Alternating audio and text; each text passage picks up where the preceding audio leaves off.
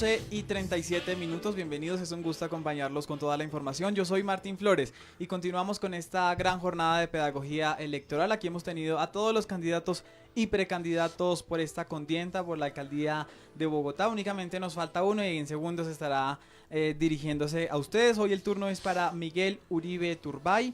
Él hasta hace unos días era candidato independiente por el movimiento Avancemos, pero hubo noticia política y es que el Partido Liberal le dio el aval. Hoy es candidato oficial del Partido Liberal, es abogado de la Universidad de los Andes, tiene una maestría en políticas públicas, fue concejal de Bogotá, presidió el consejo y fue secretario de gobierno del alcalde Peñalosa. Miguel, bienvenido, qué gusto tenerlo acá con nosotros. Martín, muchas gracias por la invitación, a Jaime, a todo el equipo de Unipanamericana Estéreo, a todos los televidentes, oyentes, audiencia que tenemos, gracias por acompañarnos, un saludo muy especial, gracias por la invitación y simplemente quisiera decir que sigo siendo un candidato independiente. Hice un proceso muy difícil que fue recoger más de 400,000 firmas. Más de las que tenía que recoger. Muchas más ya fueron avaladas. El día de ayer fueron certificadas. Es decir, oficialmente soy candidato a la alcaldía de Bogotá independiente por el movimiento Avancemos. Me gustaría más adelante contarles de qué se trata este movimiento, qué representa, por qué los jóvenes nos sentimos representados por Avancemos. Pero al mismo tiempo he convocado a que muchos sectores nos apoyen y apoyen esta causa. Y en el marco de la causa y el programa que yo defiendo, por supuesto recibiré a quienes consideren que Bogotá debe avanzar, y por eso el día de ayer el partido ha querido sumarse a nuestra causa, el Partido Liberal. ¿Por qué no la apoyaron desde el principio? Bueno, porque decidí hacer un proceso independiente. Siempre desde el comienzo concebimos este proyecto como un proyecto independiente porque en Bogotá queremos unir a los ciudadanos y unirlos con hechos, pero al mismo tiempo haber hecho el proceso por firmas me permitió hacer el esfuerzo que casi nadie quiere hacer. Lo fácil para los candidatos es tener un partido que los avalen y que haga todo por ellos. Lo difícil es salir a las calles, recoger firmas, conseguirlas, hablar con los ciudadanos, recibir quejas, reclamos, pero también sugerencias, también tener la oportunidad de ver cuál es el clima en los diferentes sectores. Y lo más interesante de tener un proyecto independiente precisamente es que genera convergencia, que lo único a lo que le hacemos caso y seguimos es a nuestras propuestas, a nuestros programas, a nuestra ideología y convicción, pero lo más importante es que es una invitación para que sin sesgos ideológicos, para que de una manera honesta, pública, transparente, nos unamos en torno a una causa. La causa nuestra es avanzar, no retroceder, no perder tiempo, pensar en una ciudad para los jóvenes, moderna, una ciudad que avanza rápido hacia el futuro con tecnología, una ciudad que no se devuelve al pasado y que retomamos esas peleas interminables. Y pues celebro que ya el Partido Liberal decidió unirse a esta causa y por supuesto espero que otros partidos lo hagan, otros movimientos políticos, otros ciudadanos, otros gremios, otros emprendedores. Es decir, Avancemos es la causa de la gran mayoría de los bogotanos que queremos avanzar. Miguel, aquí un candidato nos dijo que usted cómo no iba a recoger todas esas firmas si le habían dicho que usted estaba pagando 800 pesos por cada firma. ¿Eso es verdad? No, eso no solo no es verdad, sino que además, pues esa es la manera, es decir, tenemos una sociedad en la que es difícil reconocer los logros de los demás. Y yo me siento muy afortunado, recogimos 400,000 firmas, lo hicimos con voluntarios, por supuesto, tuvimos unos costos logísticos, además corrimos porque hicimos esta recolección muy rápida, porque de lo contrario no podría estar habilitado a participar en una eventual o posible consulta que he propuesto a propósito para que los bogotanos escojamos previamente qué candidatos quieren que lleguen a las elecciones, pero por supuesto que no es verdad. No hay ningún antecedente en donde uno pueda decir que la plata compra firmas. Eso no existe, eso no es verdad. Aquí hicimos un trabajo muy juicioso, incluso superamos todas las expectativas. Tengo que reconocer que fueron muchas las personas que nos ayudaron, amigos, estudiantes, familia, empresarios, gremios, sectores sociales. Mire, la gente que nos ayudó, por ejemplo, es que hay que recordar que yo llevo 10 años trabajando en Bogotá, ¿no? Hay candidatos y probablemente ese candidato que dijo eso acaba de aterrizar en paracaídas en la ciudad.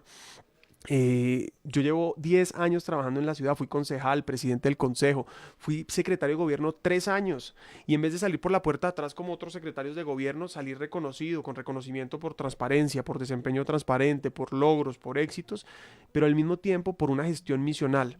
Formulé la primera política pública de derechos humanos. Formulé los planes de acciones concertadas, de acciones afirmativas de las comunidades étnicas. Bueno, le podría dar un ejemplo interminable de lo que hicimos Y pues esas personas que me vieron trabajar, esa gente con la que trabajé, a la que le di voz porque no la tenía, a esas personas con quienes hicimos gestión y equipo por Bogotá, pues son mi principal soporte. Entonces, pues son muchas las personas que nos ayudaron, presidentes de Junta de Acción Comunal, líderes, a quienes estoy profundamente agradecido. Entonces, pues la recogimos, que era lo importante. Yo no te, aquí yo le invitaría a los candidatos a que no, pues es decir, también entiendo que los candidatos obviamente generan ese tipo de argumentos o de acusaciones o de excusas. Yo lo que estoy haciendo es el trabajo, le he demostrado a los ciudadanos que estamos armando una campaña seria para ganar, además, para ganar.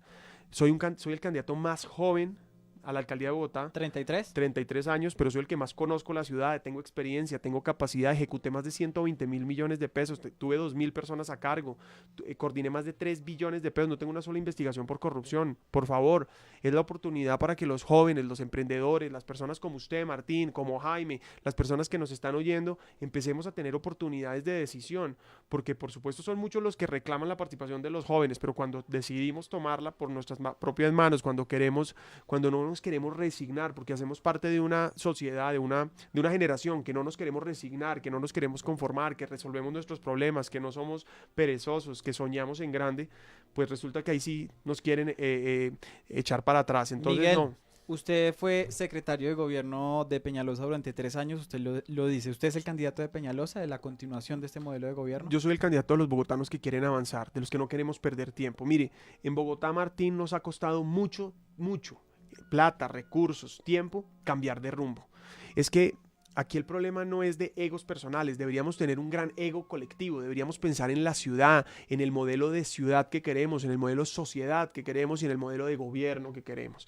Y eso es lo que yo represento.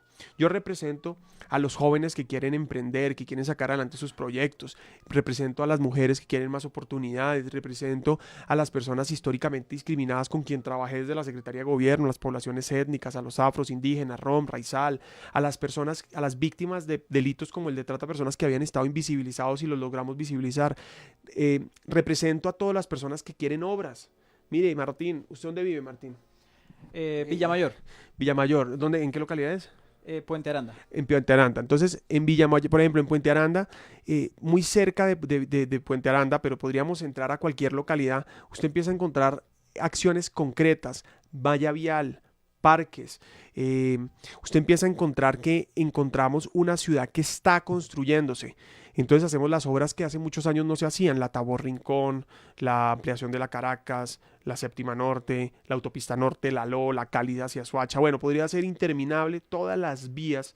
Y yo lo que le diría a usted es que yo represento no cambiar de rumbo, por supuesto, pero más importante, un concepto que yo quisiera poner sobre la mesa: terminar lo que se comienza y avanzar sobre lo construido. Y por último le diría lo siguiente: claro que me siento orgulloso de haber participado en un gobierno en que le empezó a dar orden a la ciudad. Claro, faltan muchas cosas por hacer, pero tenemos que ser conscientes también. Para evaluar dónde hoy estamos, Martín, tenemos que evaluar de dónde venimos.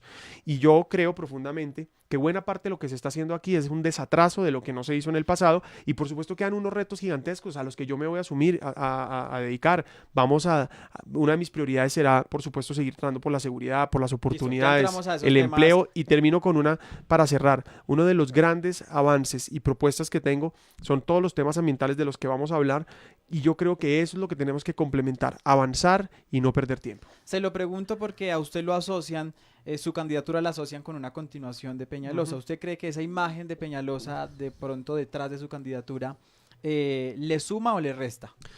Mire, yo que voy a continuar el metro. Usted dice que aquí han pasado todos los candidatos. Aquí los candidatos vienen y le hablan a ustedes sin ningún tipo de vergüenza, les dicen que piensan renegociar, que no les gusta, que quieren volver a comenzar. Es decir, nos van a condenar a paralizar el metro. Y lo fácil es criticar, porque lo que sí le puedo garantizar, sin haber visto a algunos de sus candidatos que estuvieron aquí, le garantizo que vienen a decir lo que está mal. Difícilmente dicen qué hacer y, ojo a esto, cómo hacerlo. Yo soy el que represento el sí se puede, el dejemos atrás esa politiquería y esas peleas mezquinas. Mire, aquí queremos metro. Yo estoy seguro que las personas que hoy nos están acompañando queremos metro. Por supuesto, unos lo querrán elevado, otros lo querrían subterráneo, pero queremos metro. Pero aquí somos jóvenes y somos de una generación que nos falta mucho por vivir y que queremos que se haga la primera línea. Pero después pensemos y soñemos con la segunda, la tercera, la cuarta y la quinta. Y si quiere discutamos cómo va a ser ese plan de expansión. Pero no condenemos a Bogotá a no tener metro. Entonces lo Listo. primero es, pero eso se lo digo es porque cuando usted me dice lo de continuar, por supuesto que voy a hacer realidad el metro, voy a hacer realidad los colegios que quedan pendientes, voy a hacer realidad la Petarcanoa para descontaminar el río Bogotá, porque además buena parte de esos candidatos van a llegar a destruir o a comenzar de cero. Y más grave aún, van a llegar a volver a comenzar. Y yo le quiero plantear esto, los gobiernos no pueden seguir desperdiciando el primer año de gobierno, mientras llegan a aprender, a ver a quién nombran, qué les gusta, qué no les gusta, mientras imaginan proyectos. Nosotros vamos a llegar desde el primer día a continuar a ser garante de que los 45 billones de pesos que están siendo invertidos se ejecuten transparentemente, eficientemente y se cumplan cronogramas, pero al mismo tiempo a darle soluciones a los bogotanos. Mientras los primeros 3 meses de mi gobierno van a ser resolviendo problemas, los primeros 3 meses de ellos va a ser acomodándose. Y yo lo que le digo es, si eso es ser continuidad, si eso es plantear que vamos a terminar esas obras, bienvenido. Y yo creo, mire, que aquí la discusión no es de una persona. Yo vuelvo y le repito, yo respeto y por supuesto admiro el conocimiento, la capacidad que tiene el alcalde Peñalosa, pero aquí se trata de nosotros, los bogotanos. Si vamos a reducir la discusión más importante de nuestras vidas, que es cómo vamos a trabajar por nuestra ciudad a una sola persona, pues evidentemente vamos a desviar la atención de lo que realmente importa. Yo claro que estoy orgulloso de haber sido secretario de gobierno de esta administración. No tengo ninguna tacha por corrupción o negligencia, tengo un desempeño transparente, tengo una capacidad y experiencia que pongo al servicio de los bogotanos, pero más con el pleno convencimiento de que podemos hacer equipo, con un liderazgo nuevo, joven, con la oportunidad de promover el emprendimiento en todos los sectores, pero además de reenamorarnos de Bogotá. Miguel, entremos en materia con las grandes temáticas, las grandes problemáticas que enfrenta la ciudad. Iniciemos por el tema medioambiental, que es uno de los más criticados en esta administración por la calidad del aire. Hoy hoy el aire es un arma letal en contra de los ciudadanos. Los ciudadanos se mueren, los bogotanos se mueren 3 veces más por enfermedades de tipo respiratorias que por armas de fuego o arma blanca. ¿Cómo mejoramos esa calidad del aire en Bogotá teniendo en cuenta que, por ejemplo, esta administración sigue contratando buses contaminantes, tala árboles, pone pico y placa que muchos dicen esa medida no sirve para nada porque el ciudadano lo que hace es conseguirse un segundo carro? Entonces, ¿estas medidas sirven y qué hacer para recuperar la calidad del aire? La primera pregunta que le quiero hacer a usted y a las personas que nos están viendo, ¿la calidad de aire hoy está en este nivel por cuenta de los últimos 3 años de esta administración o por los últimos 15? Pues claro, es por lo que no se ha hecho. Exactamente. Entonces eso es muy importante para ponerlo sobre la mesa. Es decir, que quienes gobernaron Bogotá y no hicieron nada para mejorar el aire, hoy critiquen a esta administración, no solo es mezquino, injusto, sino también oportunista. Primero. Segundo, hay que evaluar realmente qué está pasando en la calidad del aire. Mire, yo además como joven, pero como bogotano, como padre de familia, quiero que realmente Bogotá sea una ciudad sostenible ambientalmente. Y para eso le estoy proponiendo a los bogotanos hacer un distrito ambiental. Vamos a hacer Bogotá distrito ambiental. Y eso implica intervenir todas las áreas que pueden mejorar e impactar el medio ambiente. La primera es la calidad del aire. Entonces, rápidamente, ¿qué voy a hacer yo? Me voy a concentrar en el componente de transporte público que más contamina a Bogotá, el SITP. El SITP provisional y el SITP azul es el que más contamina y es precisamente el que yo me comprometo a traer buses eléctricos, a hacer un cambio inmediato. ¿Por qué? Porque buses eléctricos de 45 pasajeros, es decir, lo que conocemos como colectivos o padrones, existen en el mundo entero. Tenemos tantas experiencias de buses que funcionan que podemos hacerlo rápidamente. Eso es lo primero. Lo segundo, esta administración dio el primer paso. Usted dice que sigue contratando buses contaminantes. Yo le quiero decir a usted que hoy el Transmilenio contamina el 1.8% del aire. El 1.8%, mientras el SITP el 20%, mientras que los camiones de carga el 43%, etc. Y por supuesto ahí hay un reto y hay que seguir estimulando. Pero esta renovación de buses se debía haber hecho hace 8 años o 7 y no se hizo. Y aquí se dio el primer paso, se reducen el 84% de las emisiones, se pasa la gran mayoría de la flota a gas y mi compromiso como alcalde, Martín, es que todas las nuevas troncales y nuevas flotas de Transmilenio solo van a ser con tecnologías limpias. Eso es a lo que me comprometo. Entonces, buses eléctricos del SITP, tecnologías limpias para Transmilenio. Tercero, vamos a estimular a través de diferentes incentivos que haya una renovación en la flota de camiones de carga y en las industrias chimenea. Y para eso le quiero decir una cosa, lo que más contamina en Bogotá son las industrias chimenea, que es el 47%. En el 2015, 2016, cuando esta administración comenzó, había más de 250 industrias chimenea, hoy hay 80. Es decir, se ha venido haciendo un trabajo de control y conversión. Hay que seguir. Y para eso vamos a ofrecer línea de crédito para que tanto pequeños como grandes empresarios y pequeños y grandes transportistas puedan hacer esa conversión. Entonces, de esa manera vamos a mejorar la calidad del aire desde la fuente, desde lo que realmente es la causa de la contaminación. Eso frente a transporte público y camiones e industrias. Y frente a los carros particulares, frente a las motos, otro tipo de transporte privado, vamos a estimularlo generando estaciones de carga, vamos a dar incentivos, vamos a dar descuentos para que los ciudadanos empecemos a buscar alternativas sostenibles. Eso frente a calidad del aire. Segundo, voy a sembrar 1 millón de árboles. Tenemos un plan de dónde, cómo, cuándo y qué tipo de árboles vamos a sembrar. Desde la regeneración de los cerros hasta la reforestación urbana. Vamos a hacer realidad, por ejemplo, todos esos árboles que faltan en el río Bogotá, en los nuevos desarrollos, en las obras públicas. Entonces, sembrar 1 millón de árboles, mejorar la calidad del aire. Y vamos a apostarle a la innovación. Por ejemplo, vamos a promover 100.000 terrazas ambientales. ¿Qué quiere decir eso? Vamos a promover 100.000 jardines en las terrazas de los ciudadanos para que se produzcan alimentos.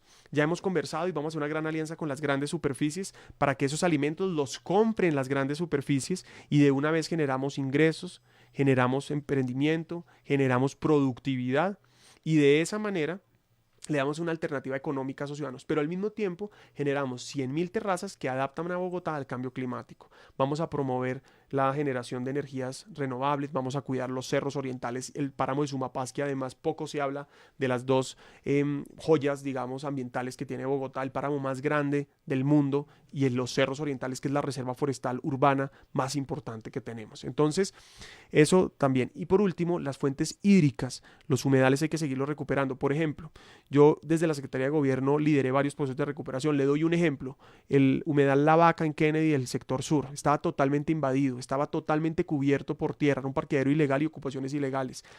Hicimos la recuperación, recuperamos el sector, hicimos las excavaciones, se está recuperando hoy el humedal, pero está en todavía unas condiciones lamentables. Me comprometo que en mis primeros 3 meses de gobierno lo va a recuperar totalmente. Entonces vamos a recuperar y a promover y a seguir con el proceso de recuperación de humedales, que a propósito esta administración elevó a protocolo Ramsar. Quienes hoy nos siguen y conocen todos estos términos ambientales saben que el protocolo Ramsar es el más estricto a nivel mundial en materia de protección de humedales. Vamos a invertir en la recuperación de humedales en los ríos como el Tunjuelo, Fucha, Salitre. Vamos a terminar el interceptor Tunjuelo y Canoas y lograr descontaminar el río y terminar la Petar Canoas y la ampliación de la Petar Salitre para descontaminar el río Bogotá.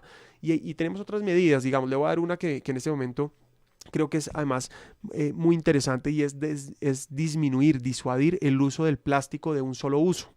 Vamos a promover que Bogotá sea la primera ciudad que no tenga plástico de un solo uso.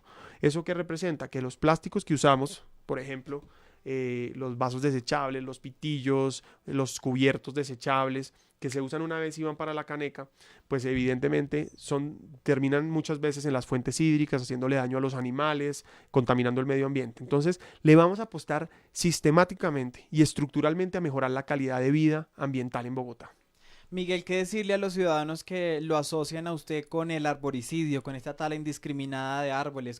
Hay movimientos pro árbol en Teusaquillo, en Engativá, en Normandía, en diferentes lugares en donde se ha practicado esta tala de árboles y dicen los ciudadanos, denuncian los ciudadanos que se quitan los árboles y se ponen canchas sintéticas que tienen más o menos, lo denuncian a usted, a Peñalosa, porque tener una visión sobre todo urbanística, pero que no les cabe lo medioambiental, que buscan urbanizar la reserva. ¿Qué decirle a esos ciudadanos?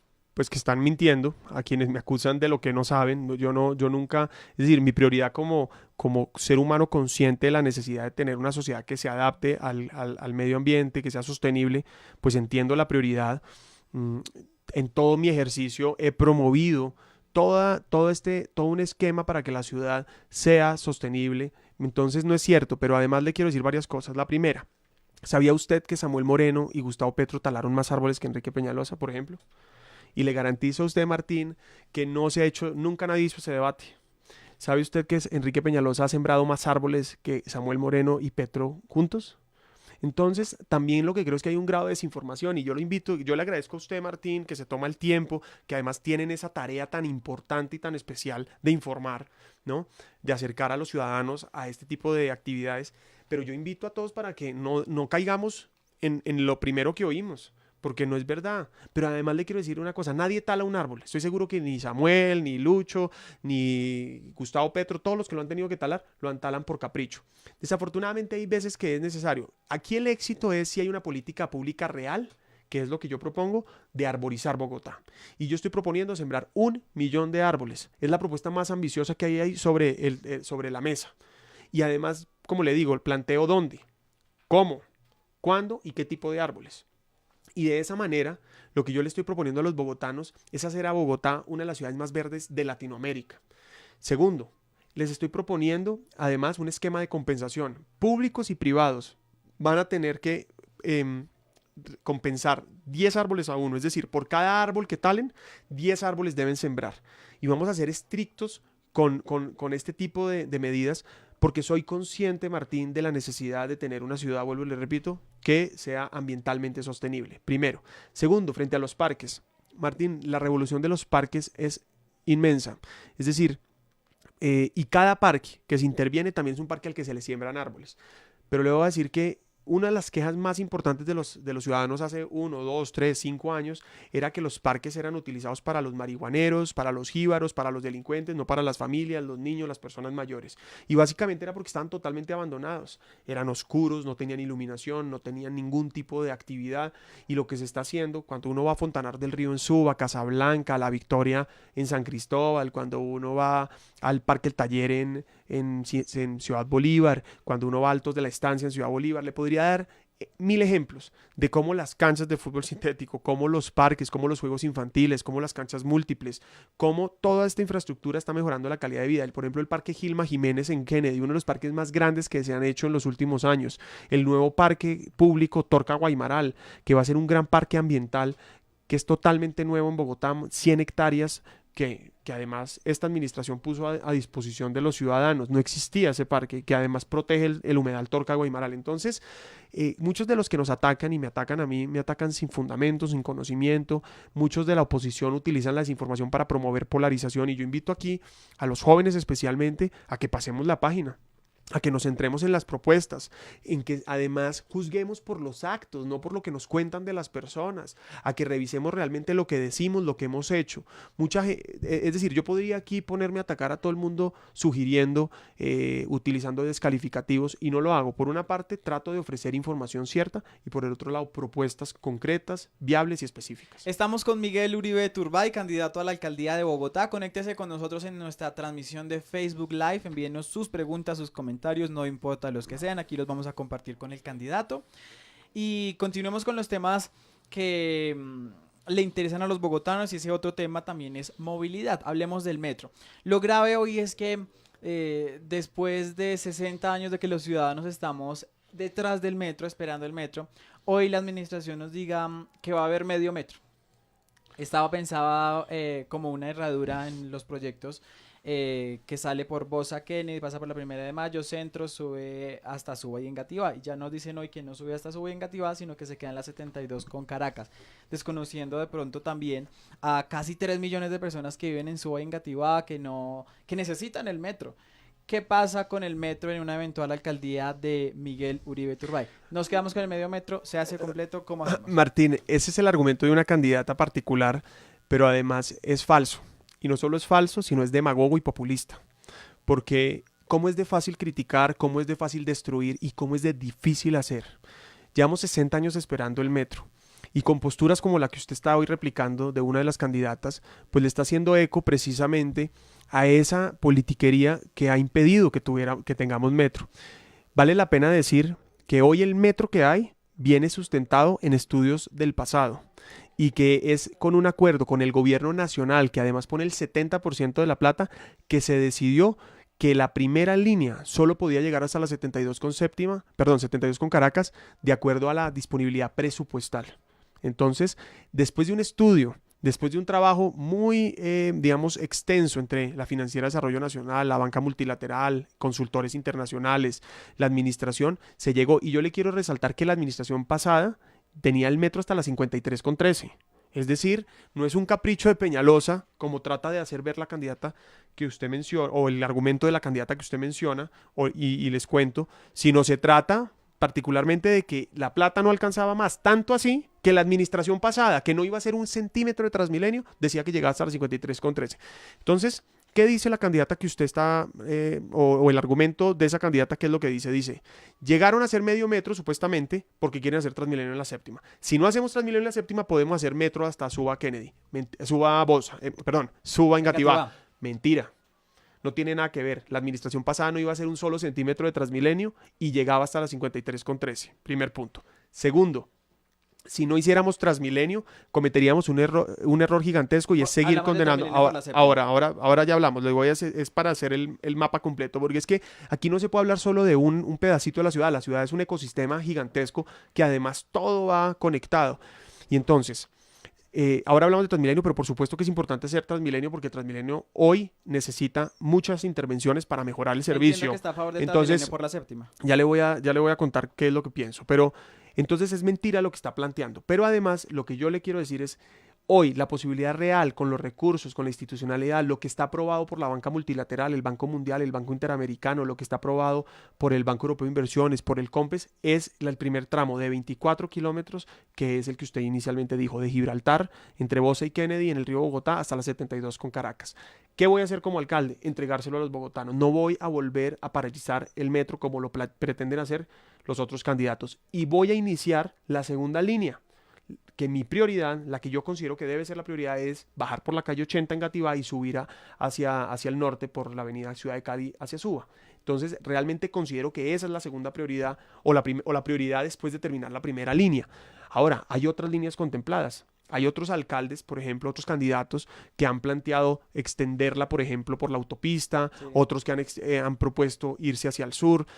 La primera o la segunda línea, la que considero que debe complementar este primer trazado, es la que le acabo de mencionar, hacia Engativá y Suba, pero no es un medio metro. Yo creo que es una forma, es decir, esa es la politiquería contra la que queremos combatir. Si vamos a descalificar las obras de los bogotanos, es decir, ¿alguien llamó medio metro a la primera línea de metro en Medellín? ¿Será? Seguro que no.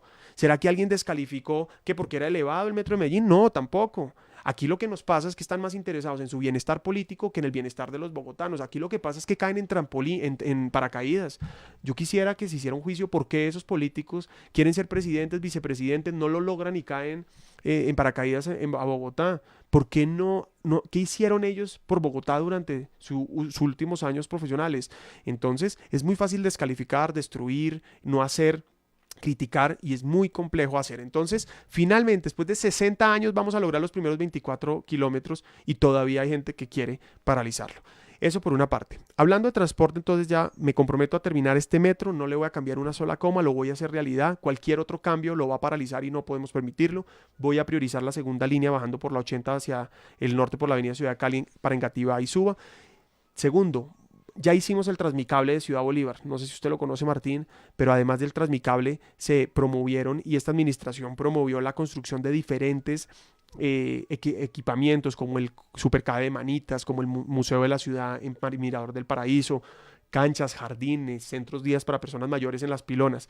De esa manera vamos a hacer 4 Transmicables. Me comprometo a sacar adelante el Transmicable de San Cristóbal, de Rafael Uribe, de Santa Fe y del Codito en Usaquén. Esos son segundo. Y tercero, terminar el plan original de Transmilenio. Es que hoy Transmilenio, Martín, debería tener 388 kilómetros. Hoy, en el 2019, debería tener 388 kilómetros. ¿Cuántos tiene? 114. Y si yo le hago el recuento de quién los construyó, los primeros 90, Peñalosa Mocos. Después 20, Samuel Moreno y Lucho Garzón. Y después 2.2, Petro. ¿Qué nos convencieron? Y todavía pretenden hacerlo, convencernos de que es metro o Transmilenio, es decir, que son excluyentes. ¿Sabe qué pienso yo? Que son complementarios. Que si porque además no hicieron ni una, ni hicieron el otro. No mejoraron Transmilenio y tampoco hicieron el metro. Yo lo que le propongo a los bogotanos es, vamos a hacer el metro, vamos a extender el metro, vamos a hacer 4 transmicables y además vamos a impulsar a terminar el plan original de Transmilenio. ¿Para qué? Para que las 2,5 millones de personas que se mueven en Transmilenio todos los días de su vida tengan mejor servicio. Porque estos últimos años lo que han condenado no al sistema, no a Enrique Peñalosa, no a un contratista privado, no. Lo que han hecho es condenar a que las personas pierdan tiempo. Es que aquí no estamos hablando de transporte, estamos hablando del tiempo de las familias.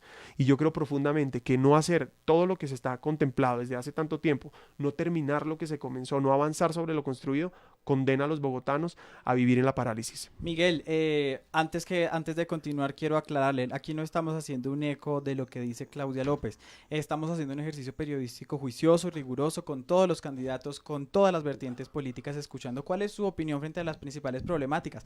Todos los candidatos que se han sentado aquí han concluido en que no les gusta que sea medio metro, o que vaya hasta, no lo llamamos medio metro, que a usted le gusta, que vaya hasta la 72 con Caracas, sino que vaya hasta Suba y Engativá. Todos, incluso Ángela Garzón. Incluso yo. Incluso usted. No, pero es que eso es diferente, Martín. Y tampoco estoy ni mucho menos haciéndole ningún señalamiento a usted. Lo que le estoy diciendo es, cuando usted me dice a mí medio metro, la persona que ha manejado ese argumento y ese descalificativo es la persona que usted mencionó. Pero más que eso, Martín, lo que aquí vuelvo y le repito, aquí el reto es haber construido y es sacar adelante el primer metro, es la primera línea. Entonces yo no estoy diciendo que sea suficiente. Por supuesto que no, tenemos que seguir construyendo el metro, pero lo que yo pongo sobre la mesa es que con el argumento que manejan algunos de esos candidatos, lo que están planteando es paralizarlo, porque le están diciendo mentiras a los bogotanos, como ya le dijeron en el pasado, les dijeron que iban a hacer o nos dijeron que iban a hacer el metro, ¿lo hicieron, Martín? No lo hicieron. ¿Y que hicieron más Transmilenio o mejor Transmilenio? Tampoco lo hicieron. ¿Hicieron el Transmicable? No, tampoco. Entonces hablan mucho y hacen poco. Yo lo que le estoy diciendo es, por supuesto que hay que continuarlo. Hay diferentes versiones. Unos candidatos dicen que hacia el norte, otros hacia el sur. En este caso coincido con la candidata que usted plantea o usted mencionó. No, yo no la mencioné. No, pues ahorita dijo Claudia, pero pues digamos, o esa candidata, coincidimos que la siguiente prioridad es Suba, Engativá. Pero eso es diferente a decir que este es un medio metro, descalificarlo, decir como si se hubiera hecho por capricho. Y yo lo que le estoy tratando de exponer además con elementos técnicos, con cifras oficiales, le estoy diciendo, venimos de un metro, es más, de unos estudios hechos por administraciones pasadas, por un metro que estaba proyectado hasta la 53,3, incluso era más corto porque iba hasta la 53, este va hasta la 72. Entonces, no es un capricho ni mío ni de la administración, es una decisión técnica, financiera y jurídica. Y lo que yo planteo es, hay que continuarlo. Como usted dice, muchos candidatos, seguramente todos estamos de acuerdo en que hay que continuar el metro. Es que sería absurdo plantear que esta sea la única línea de metro. Yo creo que no. Creo que Bogotá requiere un sistema completo de metro, pero hay que comenzar por algún lado. Y ese es el planteamiento que pongo sobre la mesa. Es, comencemos por aquí, hagámoslo realidad porque si no, nunca vamos a seguir.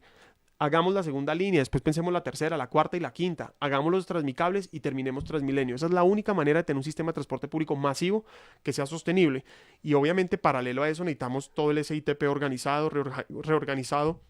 Las bicicletas, las ciclorrutas, tenemos más de 350 kilómetros de ciclorrutas, tenemos que continuar con ese trabajo y de esa manera vamos a tener una movilidad sostenible para todos los bogotanos, para que no importa dónde esté, para dónde vaya y en qué se mueva, pueda hacerlo cómodamente. Bien, queríamos hacer esa claridad, que el ejercicio que está haciendo Unipanamericana es pedagogía electoral, no le estamos haciendo eco a ningún candidato ni a ninguna candidatura. Hablemos de seguridad. Los bogotanos están cansados de sentirse inseguros en parques, puentes, centros comerciales, en el mismo Transmilenio.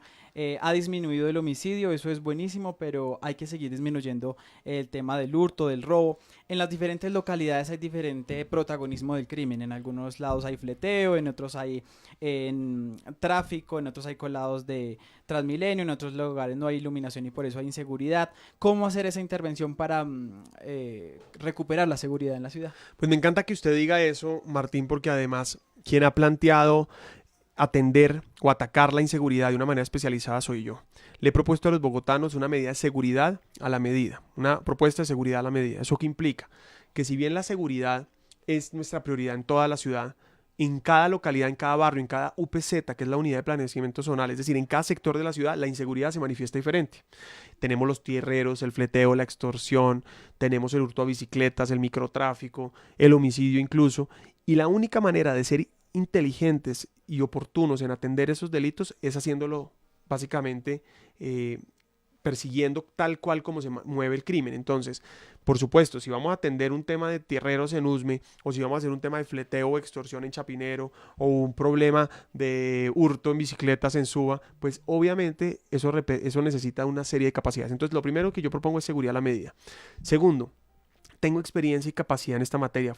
Hice parte del equipo que acabó el Bronx, Cinco Huecos, San Bernardo, Estanzuela y María Paz, las ollas más grandes de Bogotá. Y yo le quiero contar una cosa a usted, Martín. El 28 de mayo del 2016, cuando se hizo la intervención del Bronx, a las 5 de la mañana había más de 250 menores de edad siendo abusadas sistemáticamente.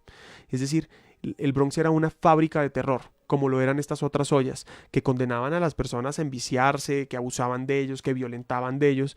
Y entonces lo que nos encontramos allí es que era necesario intervenirlas. Ya lo hicimos, ya esa era la prioridad, acabar esas grandes ollas. Claro, quedan otros desafíos, ollas locales, microtráfico, pero ahora entonces hay que continuar. Entonces lo primero es seguridad de la medida, lo segundo es combatir el microtráfico. Con la misma determinación que acabamos estas ollas, vamos a acabar las ollas locales, pero también con oportunidades, porque el consumo no solamente debe ser persiguiendo a quien trafica, sino también dándole oportunidades a las personas que consumen y a sus familias.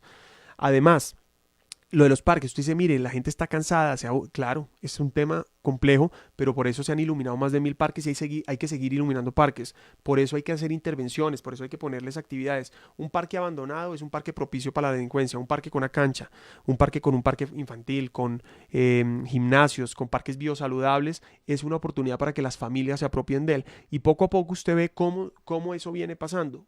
Claro, hay que continuar, es precisamente por eso que no podemos cambiar de rumbo, pero lo que le pueden decir en toda la ciudad donde se han hecho estas intervenciones es que hace muchos años no se tocaba un solo parque. Entonces hay que intervenirlos, porque la seguridad también no solo es de persecución y control, también es de mejor urbanismo, urbanismo inteligente, sostenible, urbanismo como de buenos parques, como le estoy mencionando. Entonces necesitamos buenas intervenciones como iluminación, atención a puntos críticos, la seguridad a la medida y el microtráfico.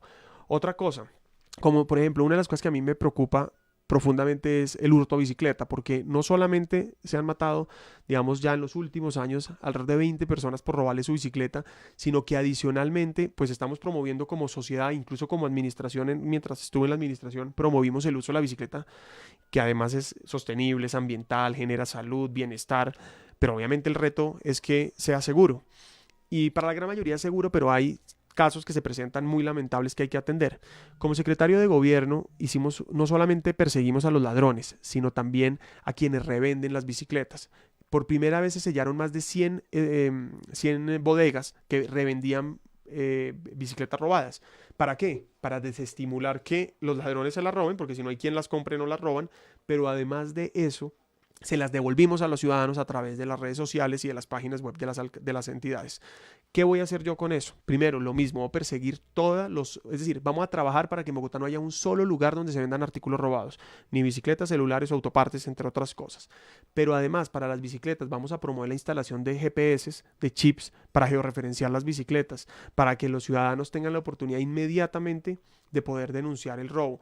Y además lo vamos a hacer en diferentes partes, porque obviamente tenemos que buscar todos los escenarios y todas las alternativas para que los ladrones tengan cada vez menos incentivos, o más bien se disuadan más para hacerlo. Vamos a tener más vigilancia en las ciclorrutas, vamos a tener más iluminación y especialmente más cámaras. De esa manera vamos a atacar ese tipo de hurto. Y podría seguir diciéndole varias acciones concretas, pero la última con la que termino es: vamos a fortalecer la capacidad de investigación criminal e inteligencia de la policía. ¿Por qué? Porque lo que hoy está pasando en Bogotá es que esa delincuencia común se está volviendo delincuencia organizada. Y esa delincuencia organizada la tenemos que atender con investigación criminal para identificarla y para judicializarla. Si de pronto usted, Martín, le roban su celular y cogen al ladrón, probablemente lo dejan libre. Hay excarcelación, pero si ese ladrón le ha robado a usted y a 15 personas más y tiene una banda de 10 personas que roban celulares todos los días, ese grupo se va por concierto concierto para delinquir, se va para la cárcel más de 10 años. Los ciudadanos siempre denuncian que si el crimen no duerme, porque la justicia sí, porque no está 24 horas, porque sueltan al ladrón al otro día. Yo estoy de acuerdo, estoy totalmente de acuerdo. Resulta que de la alcaldía no depende la justicia, ni los procesos de judicialización, ni la privación de la libertad. Ese es un trabajo que hay que hacer con el gobierno nacional, con la rama de justicia, que hay que hacer en todo ese trabajo. Ahora, podemos trabajar y tenemos en nuestro plan la creación de más URIs, por ejemplo, tenemos que tener la expansión de ciertos centros para tener más personas recluidas, pero eso depende del gobierno nacional. Lo que podemos hacer nosotros es tener una política mucho más seria de control, pero creo yo que hay que apostarle a la prevención y hay que apostarle a la disuasión. Por eso hablo también de muchos elementos, desde oportunidades, deporte, cultura, hasta todo el tema de urbanismo, iluminación, puntos críticos, más cámaras, etcétera. Entonces, de esa manera vamos a atender transversalmente la seguridad. La seguridad será mi prioridad, porque creo que si no hay seguridad, pues no podemos vivir sin miedo en Bogotá. Entonces ya tengo la experiencia, trabajo en equipo con la policía, con la fiscalía y terminaría diciendo, usted dice, oiga, es importante que se reducieron los homicidios, pero hay muchos otros temas. Bueno, de acuerdo, pero lo que queda claro es que por encima de todo la vida es sagrada y por encima de todo una vida que se salve vale la pena. Hoy Bogotá es la única ciudad del país o de las ciudades más grandes que está reduciendo el homicidio y que estamos en la tasa histórica más baja de los últimos 40 años. Estamos en 12.7 homicidios por cada 100.000 habitantes. Eso lo que implica es que cada vida que se salva es una familia menos que vive un trauma, pues un trauma para el resto de la vida. Yo quiero recordarle, Martín, que yo soy víctima de un homicidio violento en mi familia. Mi mamá la asesinó, la violencia del microtráfico. Creo que cada vida que se salve vale la pena. Ni usted, ni yo, ni nadie quiere vivir lo que a mí me tocó y lo que le ha tocado a muchísima gente en Colombia. Entonces, de esa manera, digamos, por eso a mí me duele tanto cuando hablan de que hubo un muerto por un robo de una bicicleta, cuando hubo un muerto en alguna zona, porque entiendo lo que representa para la familia y por supuesto para la sociedad. Entonces, dicho eso, también vamos a seguir trabajando en homicidios, vamos a seguir reduciéndolos, tenemos que seguir con esa política sistemática porque ya pasamos de 1.500 más o menos homicidios, alrededor de 1.400, 1.500 homicidios en el 2015 alrededor de un poco más de 1.000 homicidios en el 2018 y tenemos que seguir reduciéndolos. Miguel, ¿cómo trabajamos por los jóvenes que no tienen acceso a educación, que no tienen acceso a empleo, que están delinquiendo? Hoy hay cifras que dicen que las personas que están delinquiendo están entre los 14 y los 25 años. ¿Qué oportunidades les damos a esos jóvenes? ¿Cómo luchar contra la deserción escolar? ¿Cómo prevenir el embarazo adolescente? Martín, digamos, voy a comenzar por la última pregunta, el embarazo adolescente. En esta administración se ha reducido un 36% el embarazo adolescente, como nunca antes, y vamos a seguir. Yo soy consciente que el embarazo adolescente muchas veces es una carga adicional para las familias, para las niñas, y tiene que haber más responsabilidad, paternidad responsable, bueno, varios elementos que a propósito me permite decir que yo creo una sociedad de valores y principios, donde haya ejemplo, donde los gobernantes, donde los gobernantes no salgan en los escándalos, donde no roben plata, donde no le peguen a las mujeres, es decir, donde los gobernantes realmente seamos personas que no tenemos, que lo que decimos lo hacemos y que como actuamos en público, actuamos en privado. Entonces, eso es fundamental, pero hablando de las oportunidades, yo soy consciente además de lo que usted menciona, porque además el desempleo de los jóvenes es mayor al desempleo general del país, pero además el desempleo de mujeres es mayor al desempleo de los jóvenes hombres. ¿Eso qué implica? Que hay que tener una medida concreta y yo voy a promover empleo y emprendimiento. Y entonces para eso es fundamental lo que usted también mencionó, y es la educación. Voy a promover, por supuesto que va a fortalecer la educación pública, que es la Universidad Distrital. Vamos a seguir generando oportunidades para que a través de la Universidad Distrital sea vista como una gran oportunidad y tenga más cupos, tenga más oportunidades. Por ejemplo, vamos a hacer realidad la Facultad de Comunicación, la Facultad de las Ciencias de la Salud. Vamos a volver la universidad pública un actor fundamental en el desarrollo de los proyectos de ciudad. Segundo, vamos a promover medidas como la formación gratuita de 500.000 programadores, desarrolladores y codificadores de software. ¿Con qué propósito? Que rápidamente en capacitaciones cortas tengan la oportunidad de tener empleos dignos. Hoy en Colombia hay más de 100.000 cupos para programadores, es decir, se necesitan un déficit de programadores, pero al mismo tiempo vamos a dar el mejor incentivo para que todas las compañías del mundo de tecnología quieran estar en Bogotá. Quiero especializar a Bogotá como un centro de tecnología, ciencia e innovación. Para eso necesitamos ¿qué? Materia prima. ¿Cuál es hoy? El talento humano. Necesitamos talento humano capacitado para recibir y para promover eso. Vamos a dar incentivos para que vengan esas empresas, vamos a promover las industrias de los servicios o las empresas de los servicios, vamos a promover, por ejemplo, que se vengan a instalar aquí a Bogotá todas esas empresas que están buscando a nivel mundial diferentes zonas para expandir su mercado, y eso lo vamos a hacer ¿con qué? Con atención especializada, con incentivos, para generar empleo, pero también especialmente para promover el emprendimiento. Mire, aquí hay emprendimiento cultural, social, digital, y yo lo que creo es que Bogotá tiene que ayudar porque las barreras para los emprendedores son gigantescas. Si la ciudad colabora y ayuda y se une con la Cámara de Comercio, con ProBogotá, con todas estas iniciativas privadas que están generando un ecosistema, una oportunidad para los emprendedores, pues el distrito puede dar fondos, puede dar recursos, puede dar acompañamiento y eso es lo que vamos a hacer. Entonces, formación digital, que es el mundo, es la revolución, la cuarta revolución industrial, es la economía digital, es la economía colaborativa, pero al mismo tiempo es la oportunidad para apoyar a los emprendedores. Esto va a generar más empleos.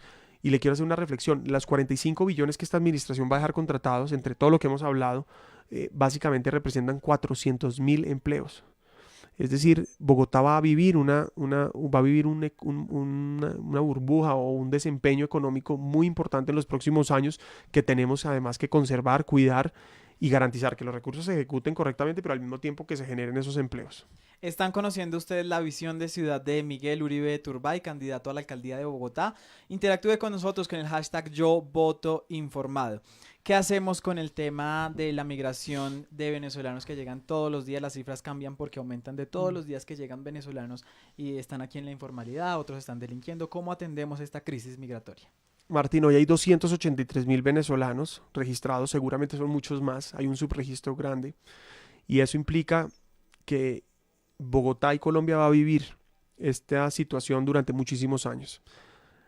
Y yo quiero plantear filosóficamente esta discusión. La primera es, ¿qué puede hacer Colombia para que los venezolanos no lleguen? La respuesta es nada. Es decir, mi posición desde el primer día como secretario de gobierno y en esta administración ha sido ser solidario totalmente con los venezolanos que llegan a Bogotá. Solidarios por lo que están viviendo en su país y solidarios por la crisis humanitaria que están viviendo. Y como no, y mucha gente dice, hombre, no dejen que lleguen. Pues no es posible. Pero además de que no es posible, yo creo que tenemos una responsabilidad histórica de atender y devolver esta migración en vez de un desafío o un riesgo, volverla una gran oportunidad cultural, turística, de generación de economía, de nuevas economías. Y yo lo que propongo, además tuve la oportunidad como secretario de gobierno de estar en el equipo que implementó la primera ruta de atención a los venezolanos. Y básicamente desde el primer día hemos dicho, tenemos que atenderlos porque, pues obviamente, si los obligamos a estar en la informalidad, lo que pasa es que los vamos a obligar a estar en la ilegalidad. Si nosotros no los formalizamos y no les damos oportunidades, pues obviamente están en la ilegalidad. Ahora, eso se complementa con mano dura con quien infrinja la ley. Venezolano que no cumpla la ley, pues tendrá que asumir todas las consecuencias. Pero en principio tenemos que ser solidarios, creo yo, es una gran oportunidad. Políticas como la promoción y la formación de 500.000 codificadores, como la identificación, la formalización de estos venezolanos van a permitir además que compitan en las mismas reglas con los bogotanos o colombianos, va a permitir que accedan a trabajos. Y por último, muchos venezolanos que llegan a Bogotá por la informalidad quieren hacer tránsito hacia otras ciudades o otros países y no lo pueden hacer. Bogotá debe ser un puente para que quienes lleguen a Bogotá y quieran voluntariamente irse a otro país porque tienen sus núcleos, sus contactos, sus familias en otras zonas, bien sea de Colombia o de otros países, pues poderles colaborar en ese tránsito. Miguel, esa vocación de servicio que usted tiene, que su familia tiene, es heredada. Usted nos contaba ahorita un pedacito de esa triste historia que usted vivió. El país perdió una mujer valiosísima, una periodista muy valiente, pero sobre todo usted perdió algo más importante que fue a su mamá. ¿Cómo recuerda usted ese día? Martín, usted probablemente toca el momento de mi vida más importante para mí y es el día que pierdo a mi mamá. Yo me despedí de ella un día que pensé que se iba a ir a una entrevista de trabajo y que nunca volvió. Eso fue en el año 90, más o menos en agosto, donde mi mamá básicamente iba a una supuesta entrevista con el cura Pérez. Probablemente la gente que nos está viendo no lo recuerda, pero mi mamá, Diana Turbay, era periodista, tenía 2 medios de comunicación, Hoy por Hoy, dirigía Hoy por Hoy y Krypton, y había hecho parte de todos los procesos de negociación con el M-19. Ella fue a través del periodismo quien estableció y restableció los puentes de comunicación entre el M-19 y el gobierno de Barco. Se da la paz de ese grupo y ella estaba convencida que a través del periodismo podía lograr la paz con otros grupos. La engañan, la invitan a una supuesta entrevista con el cura Pérez. Cuando ella llega allá se encuentra que son los extraditables en manos de Pablo Escobar que la tienen, básicamente para extorsionar y exigirle al gobierno nacional, que en ese momento ya era el presidente César Gaviria, a exigirle que firmara la no extradición. En ese momento mi mamá dura 6 meses secuestrada y finalmente en enero 25 del 91 es asesinada. Yo iba a cumplir en enero 28, 3 días más tarde, 5 años. Yo me acuerdo del día que se fue y me acuerdo el día que mi papá, después de mucho tiempo, que no me hablaba, que no sabía cómo decirme, se levantó de la cama y me dijo, tu mamá está muerta. Y me acuerdo del entierro, me acuerdo de darle un beso en el ataúd, me acuerdo de haber vivido esos momentos tan difíciles y me acuerdo lo difícil que fue después, porque mucha gente me decía que se impactaba, que yo no estaba llorando, que yo estaba como muy serio, probablemente no entendía lo que estaba pasando, probablemente todavía no había dimensionado lo que eso implicaba, pero en ese momento arrancó un proceso personal muy difícil, porque fue un proceso en donde por una parte estaba bravo con mi mamá. Yo no, me demoré muchos años en entender por qué mi mamá había tomado la decisión de irse a una zona, a una entrevista, a una supuesta entrevista, poniendo en riesgo su vida, pero también a sus hijos, abandonando a sus hijos. Me tardó mucho entender y haber desprendido ese odio, ese resentimiento que obviamente durante años tuve frente a quienes la asesinaron, frente al narcotráfico, frente a la violencia. ¿Ya perdonó? Y así es, y además, cuando mi mamá la matan, lo primero que me dicen es Dios se la llevó. Obviamente yo no tuve espiritualidad, no tuve ningún tipo de fe para aferrarme. Digamos, muchas veces no le dicen, oiga, su mamá está en el cielo, su mamá está acompañándolo. Es decir, hay diferentes formas de explicarlo, pero yo no, yo digamos no entendía muy bien qué estaba pasando. Entonces con el tiempo, por supuesto me reconcilié con Dios, pero además de eso, entendí a mi mamá, entendí, la perdoné, tuve esos momentos entre nostalgia, dolor, felicidad, pero al final entendí que dar la vida por una causa vale la pena, entendí lo que hacía, que era valiente, que era una mujer que a través del periodismo quería transformar esta sociedad. Y por supuesto no solamente la perdoné, sino que se volvió mi mayor inspiración para hacer lo que hago. Yo hago política, pero tengo vocación de servicio porque soy consciente que no podemos ser indiferentes, porque es que somos muchas las familias que vivimos dificultades en Colombia, diferentes maneras, de diferentes ángulos, pero no podemos ser indiferentes con lo que pasa en el país, no podemos ser indiferentes con la desigualdad, con la pobreza, con la violencia, y es ahí donde se construye y nace una vocación de servicio. Y por último, claro que perdoné al narcotráfico, perdoné a la violencia, perdoné a quienes la secuestraron, perdoné a Pablo Escobar, porque el odio y el resentimiento solo le hace daño a quien lo lleva adentro. Obviamente todavía tengo momentos difíciles, tengo momentos en donde me acuerdo de ella, tengo momentos en donde quisiera tenerla al lado, y obviamente daría todo en mi vida, Martín, por tener al lado mío. No quisiera ser alcalde, no quisiera ser política, quisiera ser una persona común y corriente con su mamá al lado que vea a mis hijos crecer, con la que le pueda contar ¿no? Contarle mis secretos, contarle mis equivocaciones, mis dificultades, pero no lo tuve la oportunidad. Y pues eso es lo que ha implicado también heredar un poco, venir de una familia que si bien una parte ha participado en el sector público, pues esa participación me costó a mi mamá.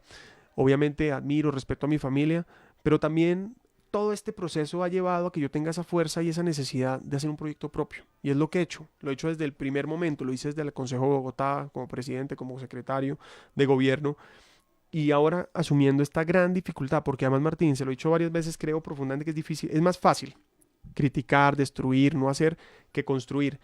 Y tomar las banderas, de tirarse aquí al agua, de poder discutir, de poder promover, de poder tratar de construir, de poder hacer y dar soluciones, pues no es fácil por los ataques, por las ofensas, por las dificultades, incluso ataques personales, pero con esa motivación interna de hacer las cosas bien. Mi mayor motivación para hacer las cosas bien, por supuesto, es lo que pasó con mi mamá, es que la vida de mi mamá no puede ser en vano, pero además de eso, es la familia que he construido hoy. Es saber que tengo una responsabilidad enorme de dar buen ejemplo, no a los bogotanos, no a los ciudad. Claro, también considero, como se lo dije, que los gobernantes deben dar ejemplo, pero a mi familia. Es decir, llegar a mi casa y saber que no tengo nada que ocultarle a nadie. ¿Le gustaría ser padre? Por supuesto que sí, yo estoy hoy casado con una mujer que tiene 3 hijas, son mi familia, las amo como si fueran mis hijas, ya llevamos 6 años juntos, 3 años de casados, pues las niñas son como si fueran mis hijas y las amo así. Y por supuesto sueño con tener hijos, me encantaría tener hijos y espero que después de todo este proceso que obviamente implica una disposición total a la campaña, pues venga aquí, se amplíe, sea grande la familia. ¿Es buen bailador? Bueno, algo más unos géneros que otros, pero sí. ¿Qué le gusta bailar? Vallenato, me gusta bailar vallenato, por ejemplo, que a propósito Si le ponen un reggaetón. también me divierto.